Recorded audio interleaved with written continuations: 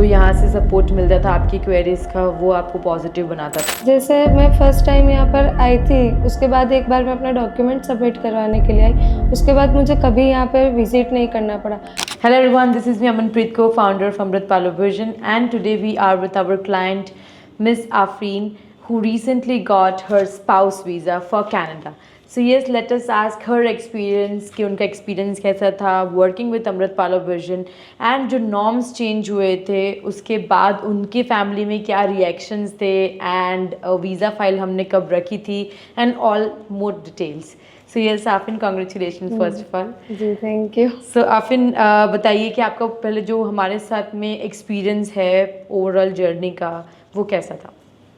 पहले तो मैंने 2-3 जगह पर ऐसे इंक्वायरी करी थी कि कितना, लेकिन कोई भी मुझे ऑन पेपर गारंटी नहीं दे रहा था। सब लोग मुझे ऐसे बोल रहे थे कि वीज़ा आ जाएगा, हम बोल रहे हैं ना वीज़ा आ जाएगा, लेकिन मैंने सब जगह पे यही पूछा था कि आप मुझे ऑन पेपर गारंटी दे सकते हो कि आप वीज़ा ला कर ही दोगे मुझे। फिर मैं यहाँ पर आई तो आकाश सर से बात हुई तो उन्होंने बोला कि हम ऑन पेपर गारंटी देते हैं। फिर यहाँ से मैं कोई और दूसरे कंसल्टेंट के पास नहीं गई, फिर मैंने यहाँ से वीज़ा रख दी। ओके, सो क्या डिफरेंस लगा आपको दूसरी कंसल्टेंसी में और हमारे बीच? यहाँ का स्टाफ बहुत अच्छा है। जैसे कौशल भाई है, मैंने उनको हर सुबह कॉल किया है, मतलब मुझे कितनी भी चीज़ें ऐसी है जो मुझे पता नहीं चलती तो मैं उनको पूछ लेती थी कि इसमें अब मैं आगे क्या करूँ। वो मुझे डिटेल में समझाते थे कि इसमें ऐसा ऐसा होता है, क्योंकि ये सब मैं फर्स्ट टाइम कर रही थी और मुझे कोई आइडिया नहीं था कि प्रोसेस कैसा होता है। तो कौशल भाई ने बहुत हेल्प किया है, बहुत। सो जो यहाँ से सपोर्ट मिलता था आपकी क्वेरीज का वो आपको पॉजिटिव बनाता था, right? Every day, right? So when you are travelling और when you are planning actually कि आपका स्पाउस वीज़ा या स्टूडेंट वीज़ा आप कर रहे हैं प्लान, एंड आपको जो मोटिवेशन कंसल्टेंट से मिलता है कि ये चीज़ है, ये चीज़ है, ये चीज़ है, जो आंसर्स मिलते हैं वो आपका जो ये पाथवे है, जो वेटिंग टाइम है आपका, वो बहुत ईजी बना देता है, राइट? एंड और कुछ डिटेल्स जो हमारे व्यूअर्स के लिए बहुत इंपॉर्टेंट है कि हमने जो आपकी फ़ाइल थी वो कैसे प्रिपेयर की है, उसमें क्या क्या डॉक्यूमेंट्स हमने एडिशनली डाले थे जो आपको बहुत आउटस्टैंडिंग लगे। जैसे मैं फ़र्स्ट टाइम यहाँ पर आई थी, उसके बाद एक बार मैं अपना डॉक्यूमेंट सबमिट करवाने के लिए आई, उसके बाद मुझे कभी यहाँ पर विज़िट नहीं करना पड़ा। जो भी प्रोसेस हुई पूरी फ़ोन पर हुई। मैं फ़ोन पर डिस्कशन हो जाता था कि ऐसा करो, ये भेज दो। मुझे पर्सनली इधर आना नहीं पड़ा, तो वो मुझे बहुत प्लस पॉइंट लगा, बहुत अच्छा लगा कि ऐसा है यहाँ पर विज़िट नहीं करना पड़ा बार बार छोटे छोटे डॉक्यूमेंट्स के लिए। और दूसरा एसओपी, मुझे एसओपी का बहुत टेंशन था कि एसओपी कैसे बनेगा, लेकिन वो भी उन्होंने बहुत अच्छा बनाया, क्योंकि मेन एसओपी होता है जो कवर लेटर है आपके केस में, राइट? ओके, सो आपके हस्बैंड के जो गए थे वो सितंबर में गए थे एंड हमने आपका फ़ाइल तुरंत ही नवंबर में रख दिया, तो उसके लिए मतलब और दूसरे कंसल्टेंट्स ने क्या बोला था कि 6 मंथ्स के बाद रखेंगे या कैसा था?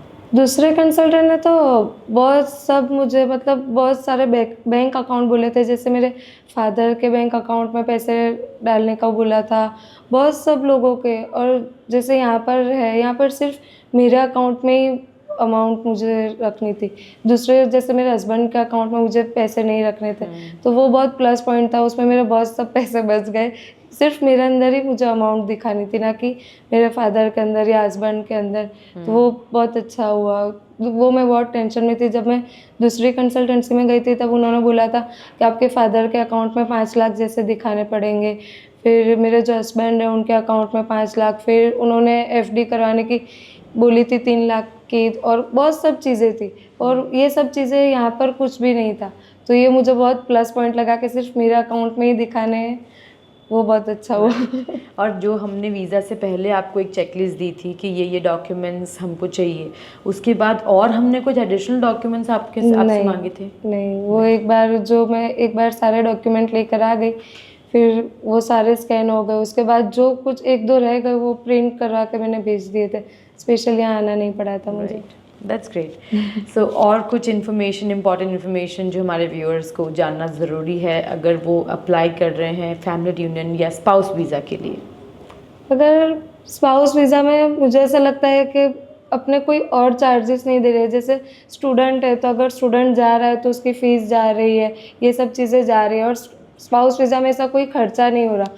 तो एक बार अच्छी जगह से थोड़ा और खर्चा करा के गारंटी के साथ कराना वो ज़्यादा बेटर है। Alright. So yes, if you are also planning to go and meet your husband or wife, और या तो आप एक स्टूडेंट है या तो आप एक पेरेंट है जो विजिटर वीज़ा में जाना चाहते हैं, you should definitely contact Amrit Palovision for smooth transition of your process. Thank you.